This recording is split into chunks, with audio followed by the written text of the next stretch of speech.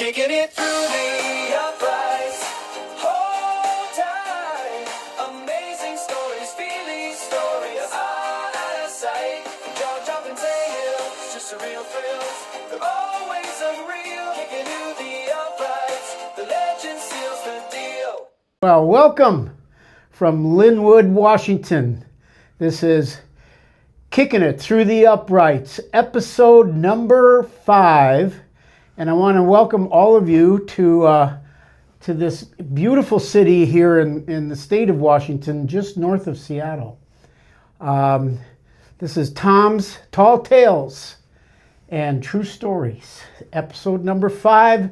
And I want to introduce to you, and the reason we're here is to celebrate the retirement after 51 years of working for NOAA.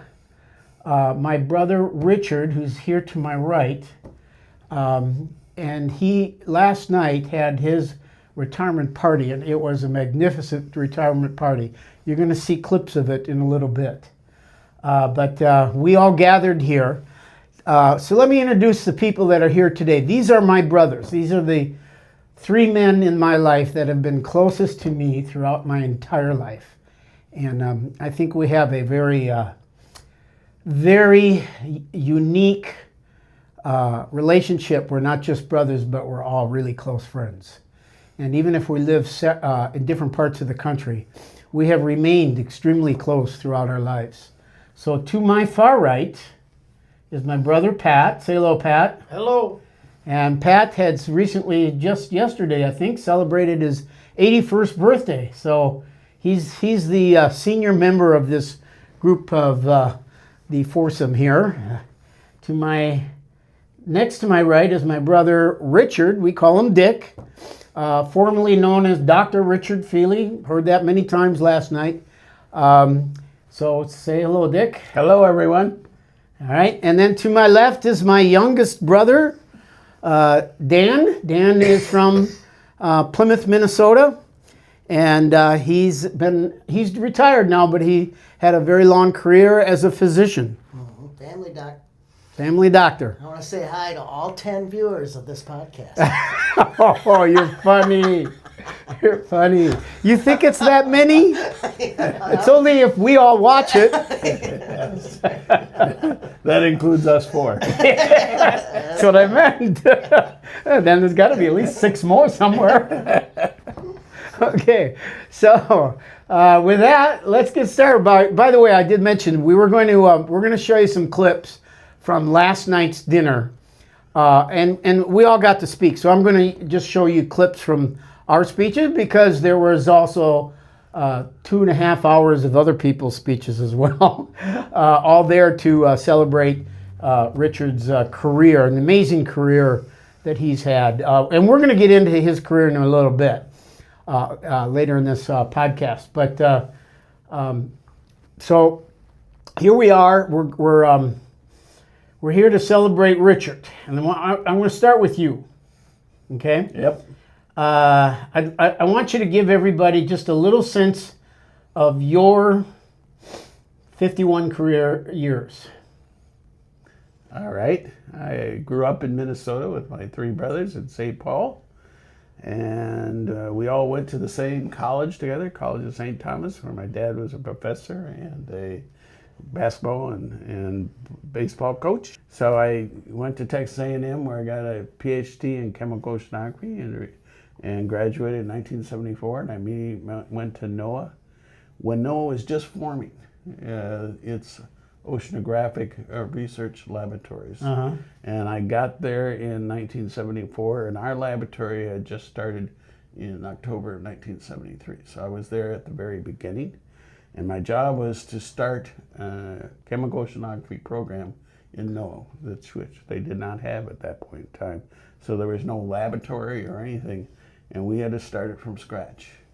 And I was very, very fortunate over the years to be able to work with some of the premier scientists throughout the world to begin to understand how carbon dioxide released from fossil fuel production enters into the atmosphere and then exchanges from the atmosphere to the oceans. And that uptake of carbon dioxide into the ocean is what cools the Earth. And the Earth is at least a half a degree cooler because of that attack of carbon dioxide in the ocean. Right now, about 25% of all the carbon dioxide is released in the atmosphere is taken up by the oceans. And it was my job to figure out where it goes. That's what I did for the last 40 years. And this impacts our climates. It has a direct impact to climate because the carbon dioxide is what drives the climate change that we see. And the ocean's role in determining how much carbon dioxide is in the atmosphere is very pivotal. If it wasn't for the oceans, carbon dioxide concentrations in the atmosphere would be 90 microatmospheres higher. It began in the pre-industrial at 278 microatmospheres. Now it's 420. But if it wasn't for the oceans, it would be well over 500. And that directly affects the heating of the Earth. Okay. And because of the changes that we have observed in the atmosphere, the Earth is now 1.5 degrees warmer than it was in the pre-industrial period. Now, to the average person, 1.5 degrees warmer doesn't sound very alarming. To put that into true perspective. Okay, so remember, this is a global average. So there are areas in the Earth where it's much, much warmer than that. For example, the Arctic is warming 5 times more than anywhere else on the planet. And that means melting of ice. That means sea level rise. Sea level rise is flooding cities like Miami and New York. And when you have severe storms, that seawater comes in and floods the whole region like a hurricane. All this is accentuated by global warming. And our hurricanes themselves are much more intense and have much more rainfall because of the changes in climate. And in the West Coast, major area that we were concerned about, we have fires, and those fires are very directly impacted by that 1.5 degree change in our region, because again, on land, it warms much faster than it does in the oceans. So when the land dries out and you have droughts, there's more of a tendency to have forest fires. Okay. If you in the audience had an opportunity to have been at his retirement party last night, and you had a chance to hear all of these amazing scientists from all over the nation who have worked with Dick throughout the 51 years and tell their stories about the impact that my brother here has had on them and on the whole knowledge base regarding climate change, regarding the impacts of the things he's talking about. If you had a chance to have been there and heard what they had to say, you'd understand the authority that the person to my right actually has, the knowledge base, because these were the top scientists in the nation, and they were all praising my brother here, Richard, as the mentor to all of them, as the one who helped lead them further on and encourage them and contribute to the knowledge base that we have. So, it's really amazing and honor to have my own brother here be someone who's had such a huge, significant impact on our world, not just on our nation, but on the entire planet. So we're going to get back to your story. I know you have a couple of stories to tell. We're going to get back to that in a second, but I want to bring in Pat here to the discussion. And Pat, just real quickly, just tell all of us a little about your career, because I know you've had a significant career, not in science, but a very significant career nonetheless. Well, I was an educator. I went to the same school as all the rest of us, St. Thomas, and then I started teaching social studies in Minneapolis and coaching 3 different sports in Minneapolis, and I did that for 14 years, and then I was asked to become a principal. I became a principal in Minneapolis on the north side. They wouldn't let principals coach. They thought it was a conflict of interest. So I began coaching out in my community where I live, out in Burnsville, Minnesota, and I coached 27 more years at Burnsville High School, and fast pitch softball, basketball, and tennis, girls high school tennis. And I finished my coaching career. I was a principal for 14 or 16 years and retired, but continued to coach in my community at the high school for another 27 years. So total, I coached high school teams for 52 years. And then when I finally retired from coaching, I retired from high school administration and teaching after 30 years. And then I retired from coaching after 52 years. And now I'm doing a lot of different volunteer jobs. Okay. And Pat really understates his career when he says he's coaching for X number of years, which in itself is an amazing feat to be doing what he loves for that long. Because it's reason it's an understatement because he's leaving out the successes that he had.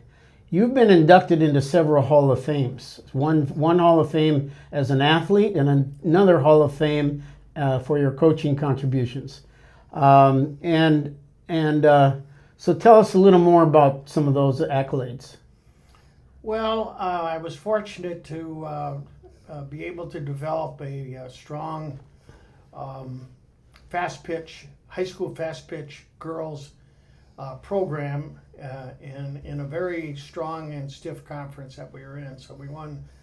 I was head coach for 13 years before I retired the first time, and we won 7 conference championships and 1 consolation state championship and 2 state championships. So that was pretty fun, and then I loved coaching girls high school tennis. I had 3 different state champions. One reason I loved it the most, it was a fall sport, and always coached in shorts and a t-shirt. Never got cold. And basketball, my kids grew up playing basketball, so I was able to coach them before they got to high school, and then I just continued to help out with the high school program in basketball. Now, Burnsville, where you coached for a long time, and they inducted you into their Hall of Fame, you won some state championships there. Yeah, I did. I won a 9th grade basketball state championship. I won 2 state championships in fast pitch softball, and I had 3 tennis players that won state championships. Yeah. So his career as a coach has been amazing. He was a solid, as we all have heard many times, a solid administrator, a great teacher, and just a great motivator. And I know all of us came from a family where our father was a legendary coach at College of St. Thomas in St. Paul. He coached basketball and baseball, was head coach in both sports, served a time as an athletic director. So we came from a very athletic background. Pat chose his career field to kind of follow in that same direction, but going into education and coaching. And he was kind of like my role model. I followed Pat's lead like all along the way. We both taught social studies for a time until we moved up to other positions. We both stayed with coaching for over 50 years. And so that was in our DNA. My other 2 brothers, Richard and Daniel, followed the sciences. And so they went in a little different direction. But at the same time, we all were very athletic. And we'll talk about that some more. But we were all very athletic all the way into college. And Pat was even an All-American in football. And so we all had athletic careers. And that was another part of our binding. It was also part of our upbringing because we were playing against each other at home all the time. So let me introduce to you my brother on my left, Daniel. And Daniel is, like we said, he was a physician his whole life. Come on in a little closer, Dan, everybody can see you. There you go. Okay, so Dan, tell us what you want them to know about your career. Well, I went to St. Thomas just like you guys. I graduated in '80, and then went to Creighton Medical School in Omaha, Nebraska. From there, I went to residency, which was back in the cities, North Memorial, which is in Robbinsdale, Minnesota. Spent 3 years as a resident. Joined a practice that actually went to North Memorial and hospitalized patients at North Memorial. Back in those days, we would do our own rounds at the hospital. So we would put people into the hospital, we'd round on them, we'd discharge them. Then we went back to the clinic and had a full 20, 25 patients we'd see. So it was crazy back then. And I was, the clinic was private to start out with when I joined it, and then we ended up getting bought out by North Memorial Hospital, and so they bought us out and moved us to Golden Valley, and so then that's where I retired at Golden Valley. So it was about 35 years with the same practice essentially, and about 30 of those years I was the lead physician, which meant I was involved with a lot of administrative stuff too. And I saw a lot of changes over the years in medicine, a lot of changes, and it was very hard to retire because of the relationships with my colleagues and with patients. It's hard to, you see these patients, you see maybe every 3 months some patients, and then boom, it just kind of ends. So it's a hard thing to retire, I think, as far as medicine goes. Although with a lot of the changes that are happening in medicine, I'm kind of relieved I don't have to deal with a lot of that stuff. I know that feeling. Yeah. I think every day I'm glad I'm no longer working in the schools now, because it's a lot tougher now than it was when I was during my career. Yeah, and of course, the end of my career, a lot of the COVID stuff was happening, and that was really difficult to deal with, especially at the beginning when it was unknown what kind of virus it was and what it would do. So, but yeah, now I'm retired and enjoying life. Yeah.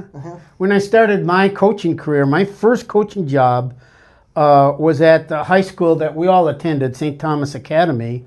And so while I was in college, I was coaching at the academy in wrestling. And it happened that my brother here was right at the right age, freshman in high school, as I started doing that. And so I got a chance to coach him, to teach him to wrestle. Then he ended up going on to wrestle all through college. So he just, really took off in that particular sport. And I think it had a big impact, because even your own sons went on and wrestled as well through high school. Tino Grace. Yeah. I remember you were coaching and I was having trouble making weight, so you had me come to your house, and for dinner you gave me an orange. Well, you got to make sure your mom kept pushing pizza on you, so I had to make sure that you didn't eat the pizza the night before the wrestling match. So this is Tom's Tall Tales and True Stories, and we're really emphasizing the true stories part today. So I'm going to go back to my brother Richard right now and ask him, what is the one story from your career that impacted your personal life or made a big impact on you? What's the one story that you want to share? Well, there are a lot of stories. This family always has a lot of stories. We do. But one in particular was when we were in our early part of our career. We were looking at deep sea processes in the bottom of the ocean, and we went to regions where there were hydrothermal venting along deep sea spreading centers, and this was off the coast of Washington and Oregon. And we would take a submersible called Alvin down to the bottom, essentially the crest of a mountainside, and into a valley where the vents were spewing out hydrothermal Now, water. how deep are we talking? This is about a mile and a half below the surface. A mile and a half below the surface, which is why you needed a specialized vehicle to get there. Yes, this submersible had a pilot and then 2 observers. So we each had our own window to the outside, so we could see what was going on outside. We had the vessel itself had a titanium sphere that we were in that was 5 inches thick, and that's what held out the pressure, the great pressure from there. That had plexiglass windows. Those plexiglass windows were 6 inches thick, and that's what we got to look out of. And our job was to find these hydrothermal vents, collect samples with mechanical arms. I went and grabbed a sample of either the water or the chimney or the animals. We put them all into a basket, and that basket that we brought to the surface, and all the scientists were on the ship. They would bring the vessel onto the ship, and they would collect each of the samples. And these were very exciting times because every biological sample that we got, it was an animal that was discovered for the first time on Earth at that time. These were these worm-like creatures. Right, exactly. And they were utilizing the chemicals that were spewing out from the hydrothermal vents into the water as a source of energy. And how hot is this environment that they're thriving in? Yes, the waters that got up to about 400 degrees C, and so Celsius. Remember, this is a non-science podcast here, so you gotta speak English here. So in Fahrenheit, what would be the temperature? Probably about 700 degrees C, degrees Fahrenheit. And so then we would have to have specialized equipment. The water was so hot. When we first started collecting samples, we would melt our equipment. So then we had to develop titanium samplers that could withstand those hot temperatures. Now, obviously, the pressures is what made sure that the water still was in liquid form because of the high pressure. If that was water at the surface, it would just completely vaporize immediately. And so we brought these titanium bottles into the water that's flowing out. It had a temperature sensor there. We drew the water into our bottles, put them back in the basket. Then we go use manipulators to get the animals and then get parts of the chimneys. So I was on the expedition that had the first discovery of these hydrothermal vents on the Wanderfuca Ridge and Endeavor Ridge. I was there with Alex Malhoff, the 2 scientists. And I was the last person on the last dive to go and see these vents with Alex Malhoff. Together, he and I did that. And that's when we discovered the biggest vent that we've ever seen at that time. And we were down there. So this was the last dive. And we were down there and then we were sampling. And we were very, very excited because we really got the great samples and got them into the box. And we were really going great guns and sampling. And the chief pilot calls us up and says, you have to stop everything and come to the surface right away because there's 50-knot winds at the surface and we're getting a great storm and we're afraid we will not be able to pull you back on board the ship. You're 1.5 miles deep? Yes. Or more, or so. No, about a mile. About 1.5 miles deep. There's probably no light down there. No, deep. Other than lights from the submarine. Other than the lights you produce. Okay. But there's no light, but 1.5 miles, that's so hard to fathom. I used to scuba dive, and the deepest I ever got was 100 feet deep. Right. And that was deep. You didn't stay down there very long because, you couldn't. We're talking 7,000 feet deep, and in an environment nobody's ever been before. Right. And all of a sudden, the ship up above, which you're tethered to, I assume, or maybe you're not tethered, but you're not tethered. You're not tethered to them, but you're at least communicating with them. You're communicating with them, but they have to come to you and bring a rope down, and that rope has to go around the top of the submarine and pull the submarine back onto the And ship. so they're experiencing a severe storm. Right. An enormous storm. Okay, which puts you in jeopardy as well, down 1.5 miles deep. So go ahead. So we're down there and we said, we're sampling all this water. We can't leave now. We just finally got the samples. What do you want to? Said, no, you have to come right now because the storm is still building. So we decided that we have to do that because the chief pilot has say over everything. He's the chief safety officer. So we decided to pull things together as quick as good. We get rising to the surface. Now, when the sub rises, they have to drop their weights because they have to be neutrally buoyant. So in order to rise, they have to drop their weights, and they drop their weights to the bottom, and then the sub begins to rise to the top. So we're coming for now. We're about 2,000 meters, and then we're coming down to 1,000 meters. We're coming down to 500, and we'll get to about 500 meters at 500 meters from the surface. From the surface. And when we get there, I looked around and I said, well, why is there water on the inside of the sphere that we're in? And the pilot looked at me and said, oh, that's normal. That's condensation of water because we're so cold down there. We're in very cold and you're water. breathing. And we're breathing, Yeah, and everything is condensing on the sphere. So he felt that was very normal. So being a chemist, I go and touch the water, and I lick the water. And I said, well, then explain to me, why is the water salty? Oh my God.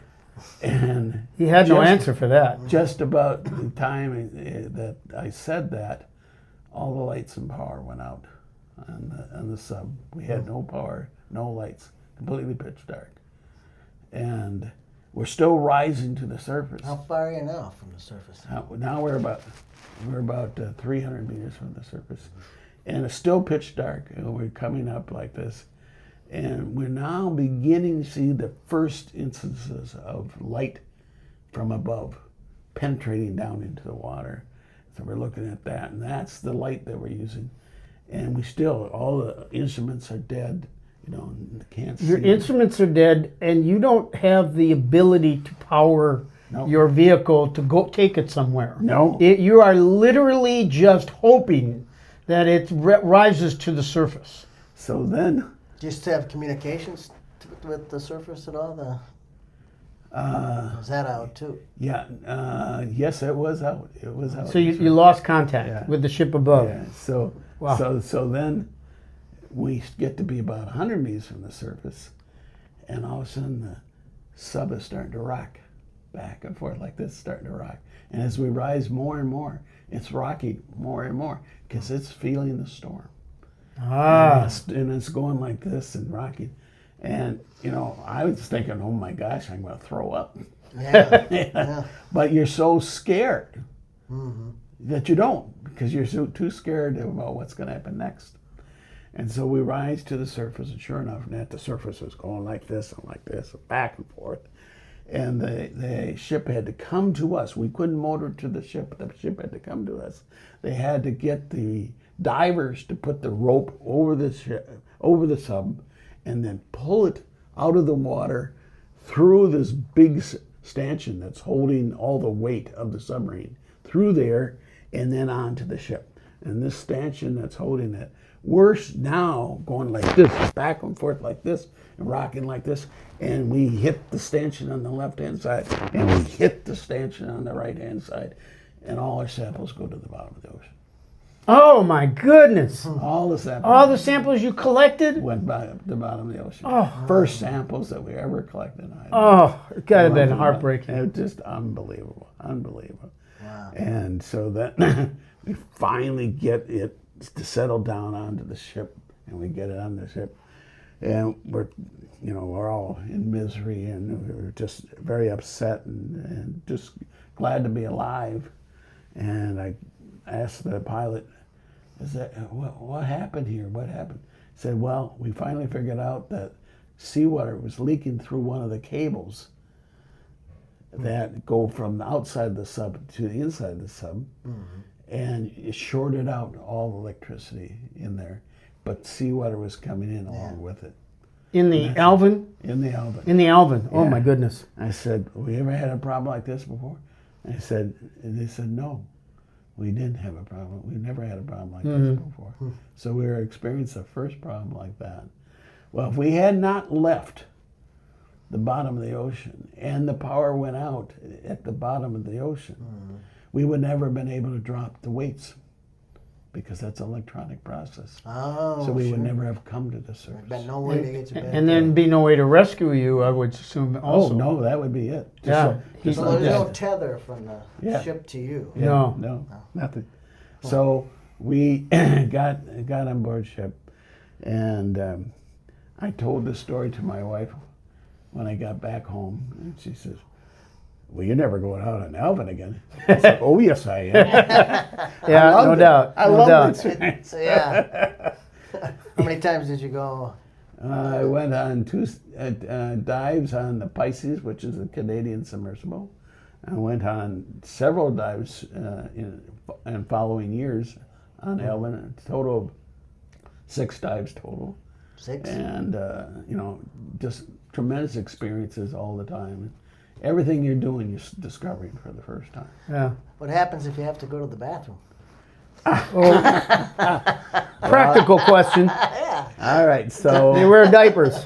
No, they, it's really kind of, you have this bottle, and it's like an old time milk bottle. It's about a little more than a pint, maybe close to a quart.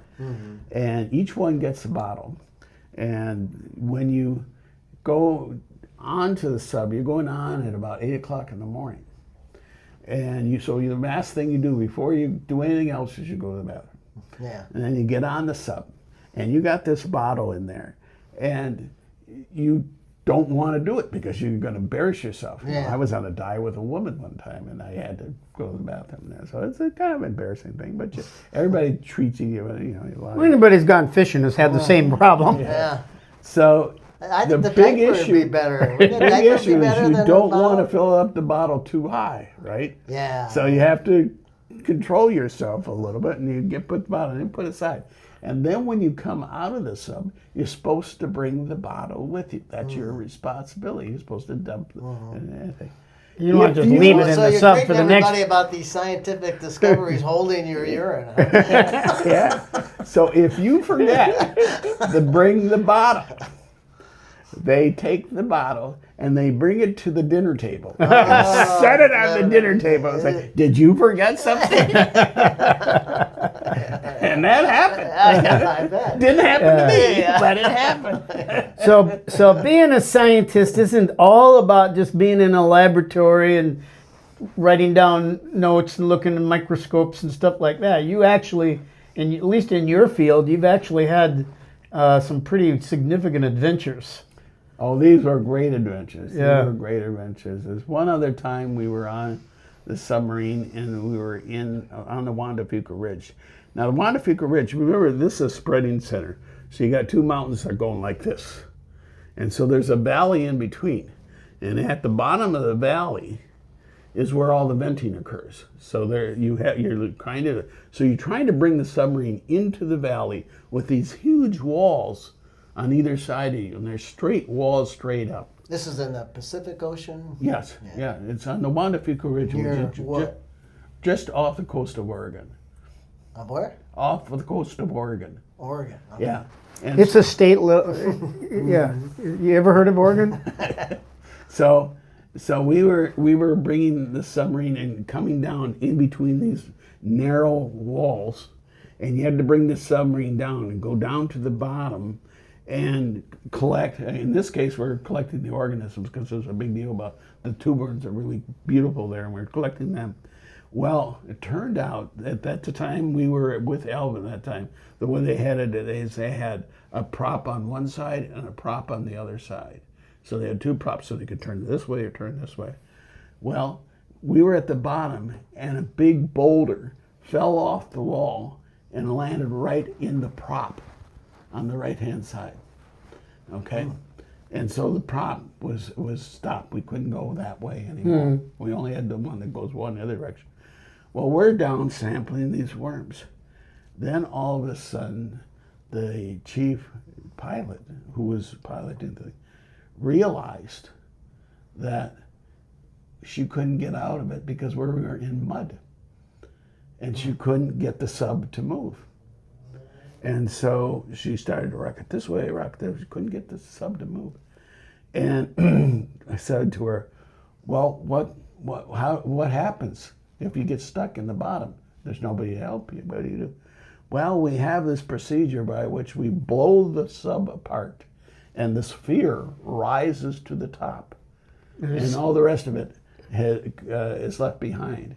And so that's the last resort. And I said to her, "Well, has that ever occurred before?" "Yeah, we really don't know whether it'll work or not, but that's the theory of what we're going to do." Yeah. Or you don't know if it's going to implode either. Yeah.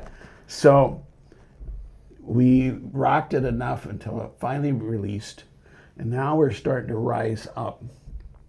And as we rised up, now we have the problem: how do you maneuver between these two big walls when one of your props is totally gone? And so we had How to many do props that. are there? Just there are 2 props, or Yeah, the two, and you had one prop, but the other one's gone. So you basically could only turn left. You couldn't turn right any longer. So we had to go up, and she had to kind of angle it this way a little bit to give her opportunity to go back this way, then angle it this way a little bit, and finally maneuver it up to so we got out of there.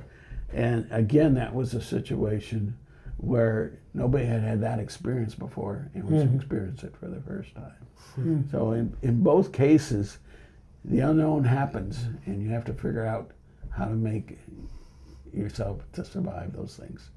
Again, my wife said, "Well, why in the hell did you ever go out again?" And I did. So you had to have a lot of faith in people. But it was a great experience in my life, and I really, really enjoyed it.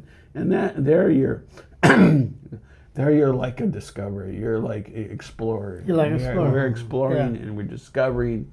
And every vent you get to name the vent. Every sample that you get, the biologist who collects those samples gets to name that. Did you name anything? Ophelia. Yeah. Well, no, I did not. Wow, those are incredible stories, Dick. And we're running out of time here today. So we're going to do another podcast the next time the 4 of us get together. And we'll be focusing on both Pat and Danny, and I'll ask them to tell some stories from their careers, their lives that they want to share in that second podcast. But this has been really, really, I think, very entertaining to listen to you, and it's just amazing what you've had to experience, which is so different than the rest of us.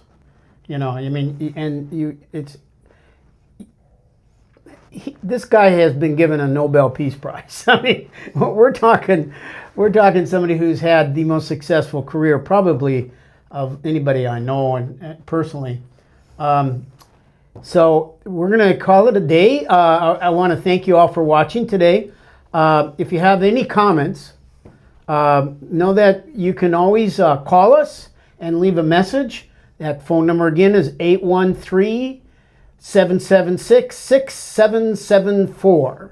I'll say that, 813-776-6774, or send us an email to tfeely@me.com. So that's tfeely@me.com. And I look forward to hearing you, and every so often we'll take some time to share those comments, whether they be good or bad. We'll share those comments with the audience. So keep those coming in. We really appreciate that. If you get a chance, hit subscribe. It doesn't cost any money. I don't want your money. Just hit subscribe. That helps us a great deal if you do that. Again, I want to thank all of you for being here. Pat, appreciate you being a part of this today. You're welcome. And Danny as well. Thank you very much. And especially congratulations, my brother, Richard, for the amazing career that you've had. You've got to be so proud. You should be so proud of your career, as the 3 of us are definitely proud of you and what you've accomplished. Thank you so much. You're welcome. Okay. And thank you for listening. We'll be back in next week with a new podcast, and we'll be looking forward to seeing you again then.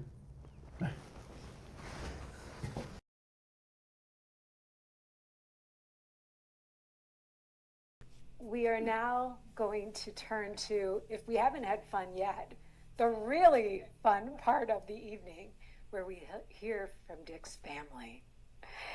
And there are many members of Dick's family here, and I would like to acknowledge all of them. If you would all please stand up, we would like to thank you for creating this experience. All right, let the roast begin.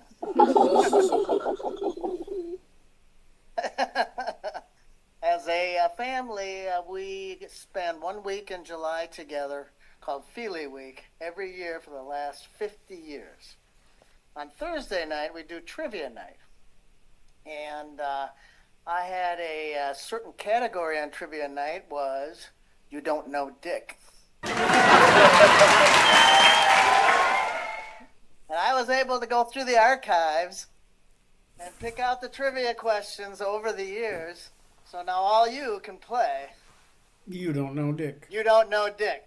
All right, so true or false? Dick won the Nobel Peace Prize. True, yes. 2, Dick won the Best Dressed Oceanographer Prize. He did not. Dick has been interviewed by Al Franken, which is a Minnesota guy, yeah. All right. Dick has been interviewed by Queer Eye for the Straight Guy. No, he is not. All right. Dick played himself in a movie. That's true. That's true. He did. I don't know.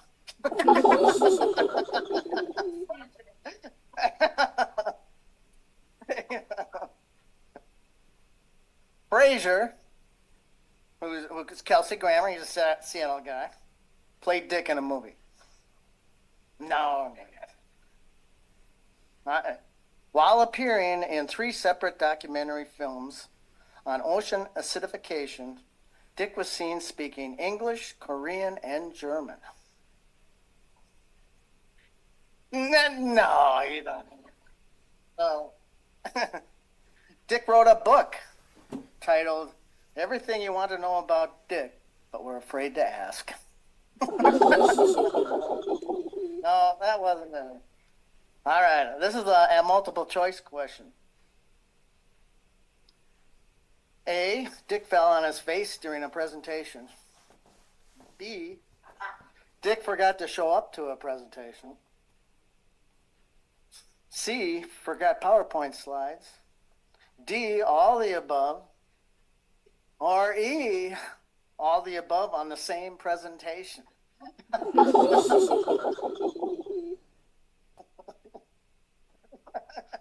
It is E. Okay, and this category is quotes. Who said that? Hey, I got an idea. Let's all take a family photo on the dock. And now, picture the dock collapsing and everybody in the water. That was Dick.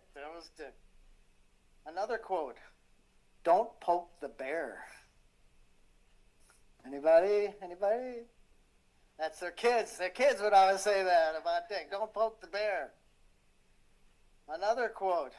At wedding receptions, he's at a reception, he gives a toast, but he uses ex-wife's name instead of the bride's name. That was Dick. And the next quote kind of follows that last one. It's, you fool. Anybody know who said that? Yeah, that was Terry. Terry said that. So, you might not know Dick, but if you do, you know a man with a great sense of humor, an unbelievable work ethic, and a tremendous love of family.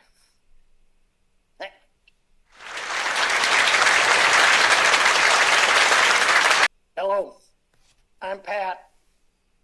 I'm 2 years older than Dick. And I'm going to tell a story about when I was 11 and Dick was 9, and I was still 2 years older than Dick. before I do, in relationship to this story, I would like you all to remember during the story a certain word, special word that will come out at the end of the story, and that special word is patience. Patience, remember that word. So the story starts at the breakfast table, Dick and I eating cereal, and Dick says to me, Pat, when we're done eating breakfast, will you come out to the garage and pitch to me against the garage door so I can hit the tennis ball as far as I can? Something that we've done before. And I said, Dick, I will, except Mom asked me to wash the entire kitchen floor before I do anything. Now you need to know before I go on with this, just as a parenthesis, in that time frame, I had a passion of teasing Dick. And Dick had a passion of pleasing me. So it worked out really well. So Dick says, Pat, I'll help you wash the floor so we get done sooner so you can pitch to me. So I went and got the bucket, put soap in it, soap and water, gave it to Dick, and he washed the entire kitchen floor. And I put the soap and bucket away, and then Dick says, can we now go pitch and hit? I said, well, we can, except I have to mow the entire lawn, front and back, first. Dick says, I'll help you.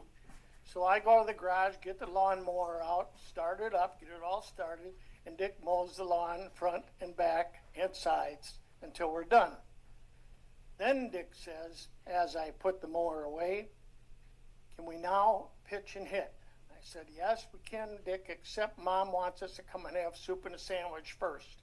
We have to have lunch. So we go inside and we eat lunch, eat our soup and sandwich, and Dick says, now can we go pitch and hit? I said, Dick, my stomach is full. I've got to lay down for a couple minutes and rest. After that, we'll go pitch and hit. So I went to the den where the couch was, and I laid down. Dick went to the kitchen closet and got the baseball bat. He walked down to the den, walked to where I was sleeping, or about sleeping, and he hit me over the head as hard as he could, and he knocked me out. Cold as a cucumber. Without saying a word, Dick took the bat, walked it back to the kitchen closet, put the bat in the closet, went outside, went next door, and played with his friend Johnny. Patience. The moral of this story is, yes, you can have patience, but it only goes so far.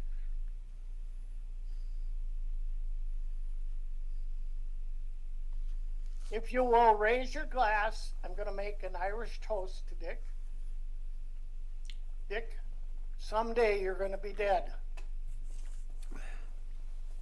And when that happens, may you be in heaven 1/2 hour before the devil knows you're dead. Amen. I am TJ. That's what my family calls me, otherwise known as Tom. Just for perspective, I'm 6 years younger than Nick. And so that's kind of important because of what I'm going to tell you about. But let me be honest with you tonight. I've never heard the word ocean acidification so many times in my life until tonight. And I don't even know what it means. It's very intimidating being up here talking in front of so many incredibly intelligent scientists. And, you know, I've been awestruck tonight just listening to all of you talk.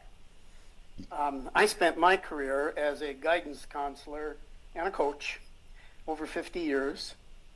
So when Dick asked me to roast him tonight, I want to tell you I was thrilled. But I was also very concerned how I could keep it in 7 minutes, right? Which was what he told me at first. So I thought, I should use at least 2 of those 7 minutes to give him well-deserved high praise. Well, then, a few days ago, I was instructed that it was only 4 minutes. And so, Dick, I want to tell you I'm sorry that I had to cut out all the high praise.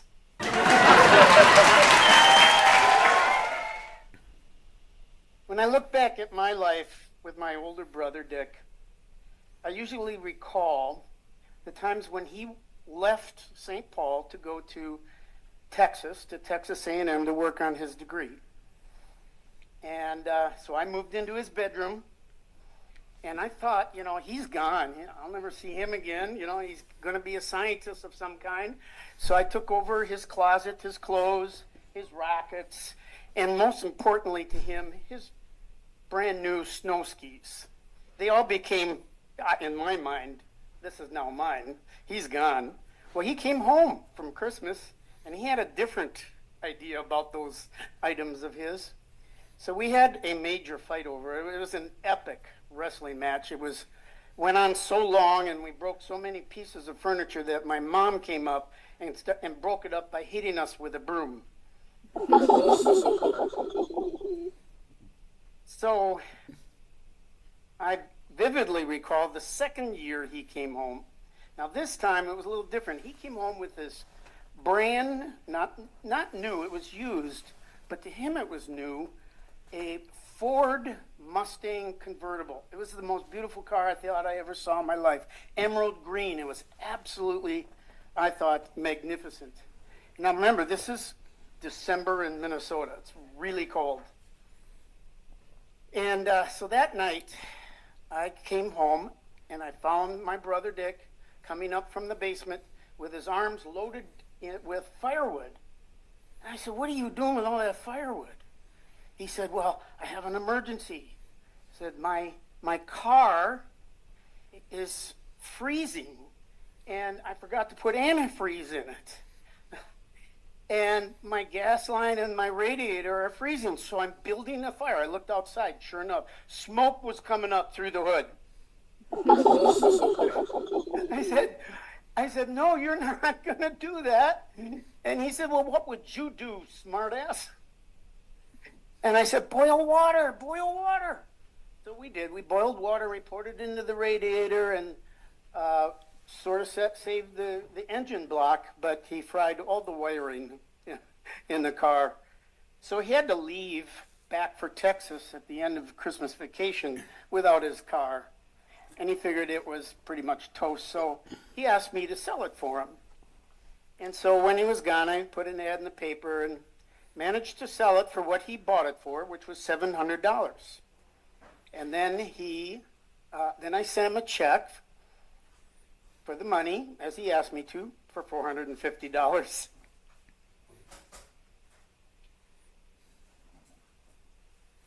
Well,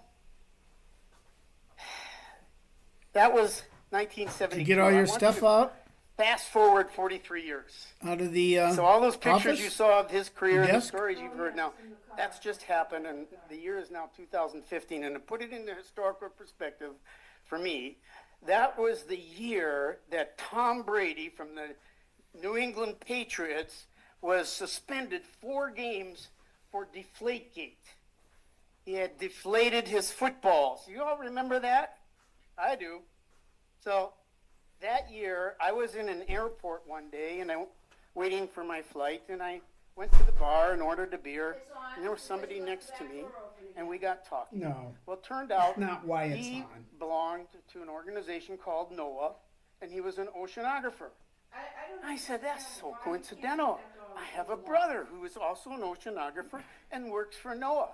He said, "Well, what's his name?" I said, "Dick." He looked at me like, "Come on, man, you got to give me more than that." So I said, "Well, he goes by Dr. Richard Feely." The guy's mouth dropped open. And he looked at me rather condescendingly, and he said, "Let me explain this to you. You're a football coach, so let me explain to you in terms that you'll understand. Your brother is to us in the scientific community, especially in oceanography, what Tom Brady is to football. So then he got up and left. And I said to the bartender, why would he tell me, and he works in the same organization, why would he tell me that my brother has deflated balls?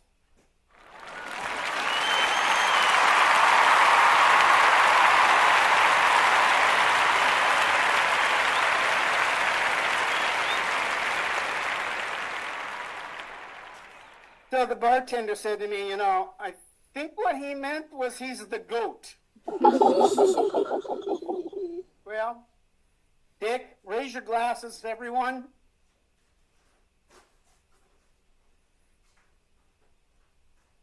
It says in Timothy chapter 4, verse 7, you have fought the good fight. You have finished the race. And you have kept the faith. Dick, congratulations on an amazing career. We are all better. Our lives are all better because of your life's work. Thank you.